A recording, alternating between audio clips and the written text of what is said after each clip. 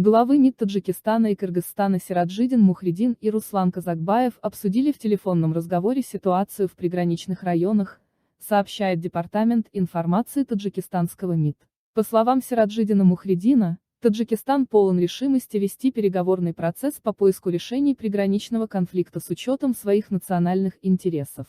При этом Таджикистан никогда не поступится землями, исконно и по праву принадлежащими ему, заявил глава МИД Таджикистана. В ходе беседы министры подчеркнули важность решения всех вопросов государственной границы исключительно путем переговоров. Стороны указали на недопустимость попыток провокации со стороны отдельных заинтересованных лиц, которые ведут к дальнейшей эскалации ситуации. Министры также отметили, что отсутствие доверия в приграничных районах может привести к возникновению новых инцидентов и повлечь за собой серьезные последствия, в частности, жертвы среди мирного населения двух соседних государств.